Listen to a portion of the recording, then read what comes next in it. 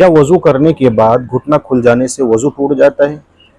ये एक ऐसा सवाल है जो लोगों के अंदर बहुत ज़्यादा मशहूर हो गया, लोगों के दरमियान बहुत ज़्यादा मशहूर हो गया कि वज़ू करने के बाद अगर उनका घुटना खुल गया तो वज़ू टूट जाता है। हमने तो ऐसी ऐसी ऐसी जगह देखा है जहाँ लोगों से फट से कहा जाता है कि आपका घुटना खुल गया, आप जाके वज़ू कीजिए दोबारा। हालांकि ऐसा नहीं है, लोगों ने दो अलग मसलों को एक साथ जोड़ दिया है। एक है सत्र का हुक्म, यानी सत्र का मसला, यानी कि जिस्म का मर्दों के लिए नाफ से लेकर के घुटनों तक छुपाना ज़रूरी है, इनका हुक्म दिया गया है। लेकिन लोगों ने इसको वज़ू के साथ जोड़ दिया है कि जब उन वज़ू करने के बाद घुटना खुल गया तो उनका वज़ू टूट गया। हालांकि ऐसा नहीं है, दो अलग मसलों को एक साथ जोड़ने की वजह से लोगों को गलतफहमी हो गई है।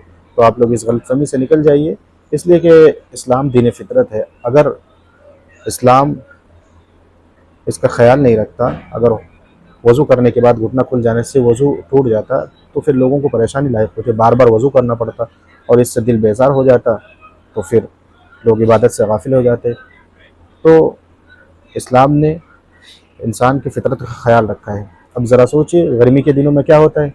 गर्मी के दिनों में हम जब बैठते हैं या लुंगी पहनते हैं या ऐसे कपड़े पहनते हैं, बारीक बारीक कपड़े पहनते हैं जो पंखे की वजह से, हवा की वजह से उड़ करके कभी कभी खुल जाता है, तो परेशानी लायक होती है मज़दूरों के लिए, खेत में काम करने वालों के लिए। तो ऐसा नहीं है। अगर वज़ू करने के बाद अगर आपका घुटना खुल गया या आपने कपड़ा चेंज कर लिया तो इससे आपका वज़ू नहीं टूटेगा।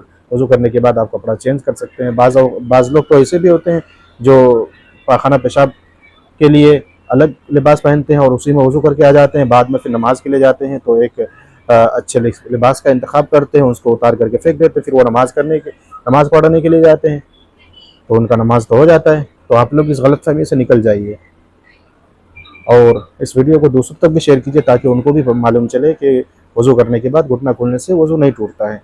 अस्सलामु अलैकुम व रहमतुल्लाह।